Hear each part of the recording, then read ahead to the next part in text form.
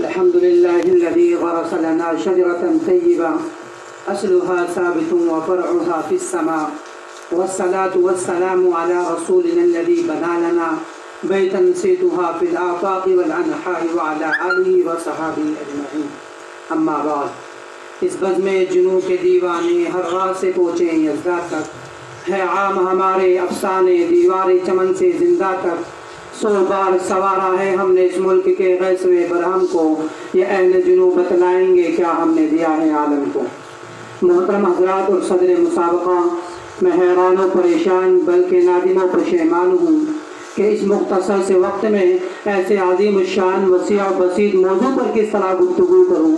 سمجھ میں نہیں آتا کہ داستاں کا آغاز کہاں سے کروں اور کیسے کروں، اس کی کن کن خوبیوں کو بیان کروں اور کن کن خصوصیات کو نظر انداز کروں، اس کی علمی سرگرمیوں کا تذکرہ کروں یا اس کے مجاہدانہ کارناموں کی رودات سناؤں، اس کی تحریری و دفتروں کی سیر کراؤں یا اس کی تقریری فضاؤں میں پرواز کراؤں، اس کے خلوص و وفا کی داستانیں سناؤں یا اس کے جنون و شوق کی آشفتہ سری دکھاؤں، آزادی کے واسطے اس کی ناقابل فراموش اور لازوال قربانیوں کا تذکرہ کروں یا حفاظت دین کے لیے اس کے بے مثال عزم و استقلال کے حیرت انگیز واقعات بیان کروں. غرض سمجھ میں کچھ نہیں آتا کہ چھوڑوں داستاں کیسے.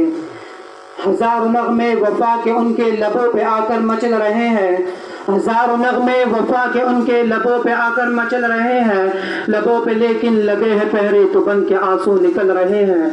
زباں ہے ساقی قلم ہے راہ بتاؤ میں کیسے راز بنہا، زباں ہے ساقی قلم ہے راہ بتاؤ میں کیسے راز بنہا، کہ بحر غم میں اٹھائے طوفان تو دریا دریا بہہ رہے ہیں. حضرات، بڑے دکھ اور افسوس کی بات ہے کہ لوگ یہ پوچھتے ہیں کہ دارالعلوم نے دنیا کو کیا دیا. بھلا بتاؤ، یہ بھی کوئی پوچھنے کی بات ہے؟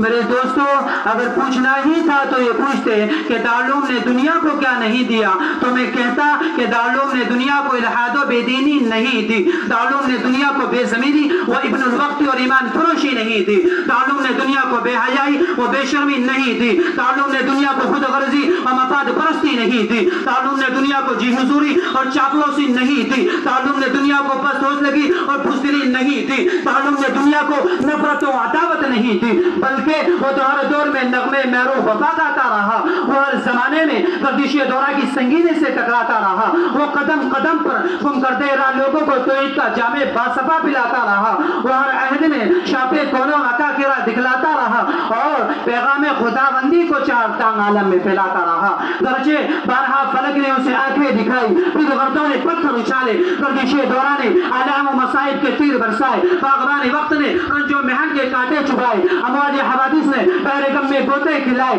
مگر اس جوش جنون کے دیوانے پیکر سودا عاشق کری تو سودا عشق خریدار نے ان تمام سنگینوں کو نظر انداز کرتے ہوئے اعلان کر دیا.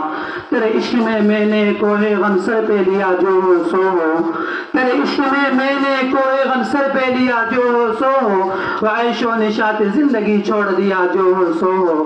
اے طوفان تند و تیز جاؤ ہمیں سمجھاؤ مت، اے طوفان تند و تیز جاؤ ہمیں سمجھاؤ مت، کہ بحر غم میں دل کا سفینہ ڈال دیا جو ہو سو ہو.